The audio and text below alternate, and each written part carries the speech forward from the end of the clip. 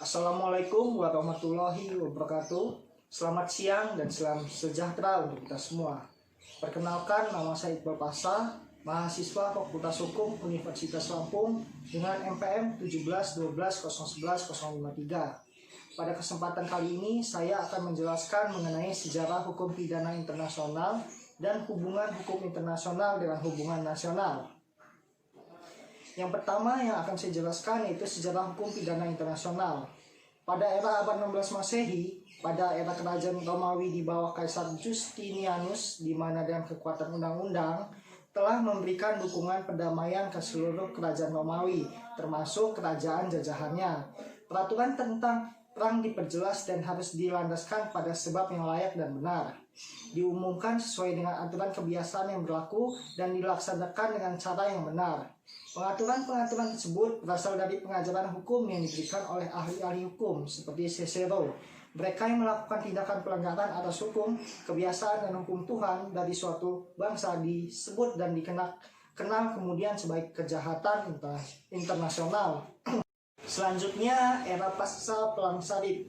Perkembangan tindak pidana internasional setelah Perang Salib diawali dengan munculnya tindakan pembajakan di laut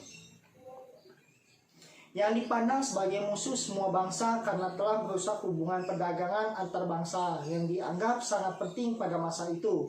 Namun demikian, perang tetap merupakan tindakan yang dipandang tidak layak dan masih dipersoalkan terutama di kalangan para ahli hukum dari berbagai bangsa yang sudah maju pada masa itu.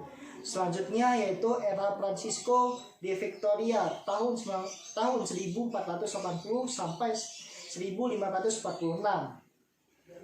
Era penjajahan disertai dan penyebarluasan agama Kristen dengan cara-cara kekerasan dan kekejaman telah berkecamuk, terutama yang telah dilakukan oleh kerajaan Spanyol terhadap penduduk pribumi Indian. Pada masa itu, muncullah seorang profesor teologi yang bernama Francisco de Victoria yang memperingatkan kerajaan bahwa ancaman perang dan peperangan tidak dapat dibenarkan dengan alasan perbedaan agama. Perluasan kerajaan dan kemenangan yang bersifat pribadi sekalipun dengan alasan untuk self-defense, maka kerugian atau kekerasan dapatnya diperkecil. Pandangan dari Victoria ini dapat dikatakan sebagai tonggak sejarah bagi perkembangan hukum pidana internasional pada masa yang akan datang. Selanjutnya pada era tahun 1920. Pada masa ini telah tampak adanya upaya pembentukan mahkamah pidana internasional terutama setelah terbentuknya Liga Bangsa-Bangsa. Upaya ini berasal dari sejumlah ahli hukum terkemuka antara lain Magelos Ciloyoni dan Rafael. Dukungan atas upaya tersebut juga berdatangan dari perkumpulan masyarakat internasional. Selanjutnya pada masa Liga Bangsa-Bangsa tahun 1927. Liga Bangsa-Bangsa yang telah membuka era baru dalam sejarah hukum pidana internasional dengan menetapkan bahwa perang agresi atau war of aggression merupakan international crime, bahwa pernyataan LBB Liga Bangsa-Bangsa tersebut merupakan awal dari penyusunan kodifikasi dalam bidang hukum pidana internasional. Namun demikian, pada saat itu pembentukan suatu mahkamah internasional yang dapat menetapkan telah terjadinya pelanggaran atas kodifikasi tersebut masih belum secara serius diperbincangkan. Selanjutnya yaitu era pasca Perang Dunia Kedua. Perang Dunia Kedua telah melahirkan berbagai tindak pidana baru yang merupakan pelanggaran atas perjanjian-perjanjian yang telah ditandatangani di bangsa negara anggota Liga Bangsa-Bangsa. Pelanggaran-pelanggaran tersebut adalah dalam bentuk kekejaman yang tiada taranya, serta pelanggaran atas hukum perang yang tiada bandingnya oleh pihak tentara Jerman dan sekutunya. Kejadian-kejadian itu telah memperkuat kehendak untuk mengajukan kembali gagasan pembentukan suatu mahkamah pidana internasional. Profesor Walter Reifert dan Hans Kelsen yang menegaskan bahwa pembentukan mahkamah itu sangat penting untuk mengadili penjahat perang dan sekaligus membawa akibat penting terhadap perbaikan-perbaikan di dalam hubungan internasional. Selanjutnya pada zaman Nuremberg Trial tahun 1946 atau pada zaman Nazi Jerman.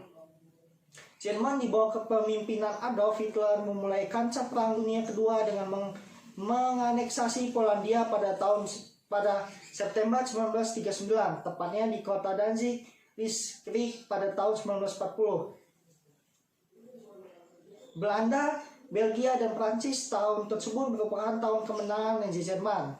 Dalam waktu yang bersamaan dengan Perang Dunia Kedua, bahkan jauh sebelumnya, Hitler telah melakukan genosida terhadap bangsa Yahudi hampir di seluruh daratan Eropa.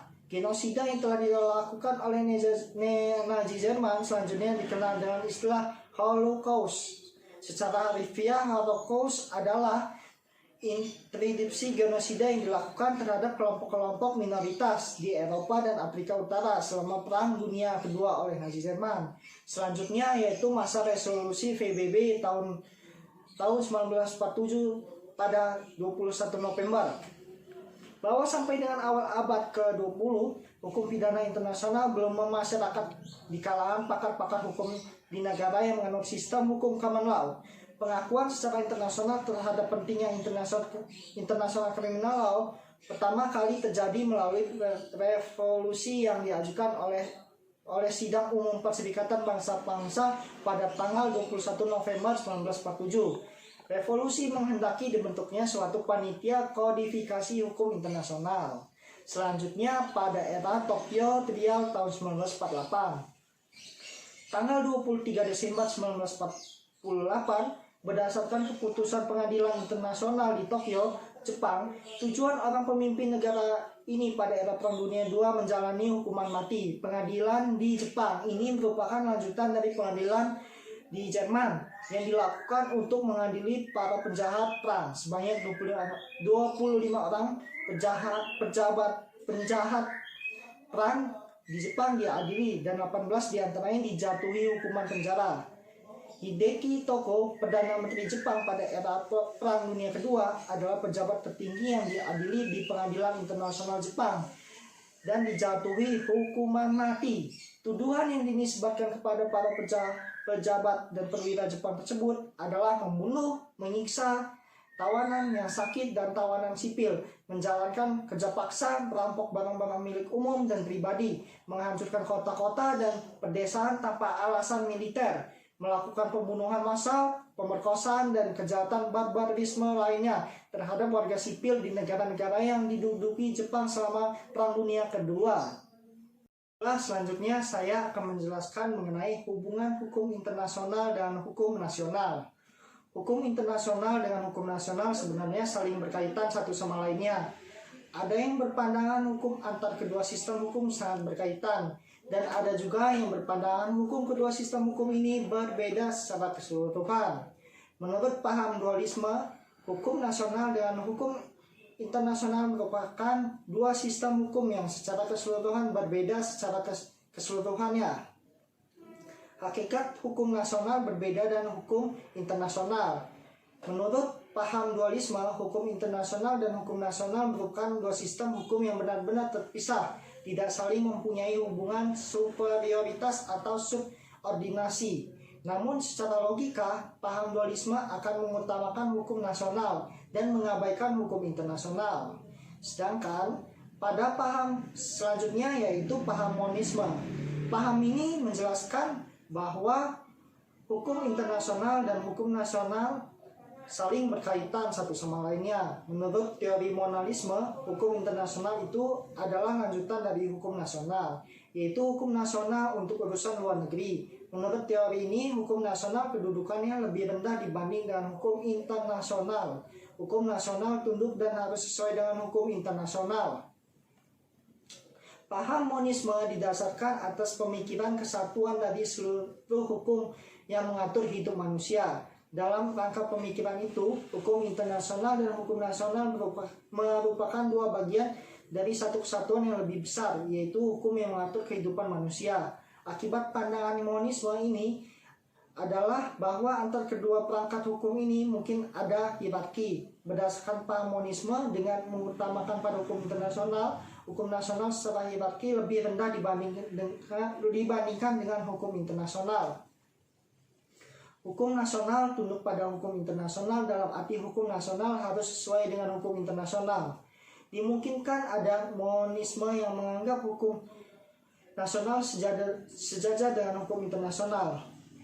Hubungan antara keduanya saling melengkapi. Hal ini tercermin dalam Statuta Roma atau Konvensi tentang Terorisme Bonn. Hukum internasional tidak mewajibkan bahwa suatu negara harus menganut paham dualisme atau monisme. Dalam praktik pilihan mengutamakan pada hukum nasional atau hukum internasional ditentukan oleh preferensi etnis atau preferensi politis. Bagi pandangan yang mempunyai sikap politis nasional akan mengutamakan hukum nasional. Sebaliknya, bagi pandangan yang simpatik pada internasional akan mengutamakan hukum internasional. Berdasarkan pentingnya hubungan lintas negara, maka sangat diperlukan hukum yang bisa menyelesaikan segala masalah yang timbul dari hubungan antar negara tersebut.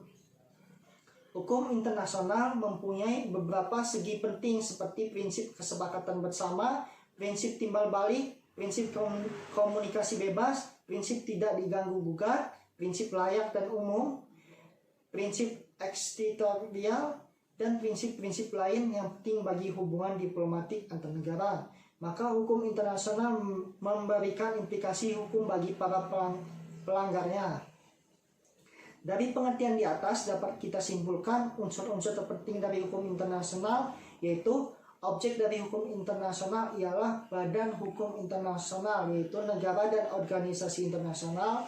Kemudian hubungan yang terjalin antara badan hukum internasional adalah hubungan internasional dalam artian bukan dalam wilayah tertentu. Kemudian kaidah hukum internasional ialah kaidah wajib seperti layaknya semua kaidah hukum, dan ini membedakan antara hukum internasional dan nasional yang berlaku tanpa memiliki sifat wajib seperti adat kebiasaan internasional. Jika hukum nasional ialah hukum yang diterapkan dalam teritorial suatu negara dalam mengatur segala urusan dalam negeri dan juga dalam menghadapi penduduk yang berdomisili di dalamnya, maka hukum internasional ialah hukum yang mengatur aspek negara dalam hubungannya dengan negara lain. Hukum internasional ada untuk mengatur segala hubungan internasional demi berlangsungnya kehidupan internasional yang telah terlepas dalam bentuk tindakan yang merugikan negara lain.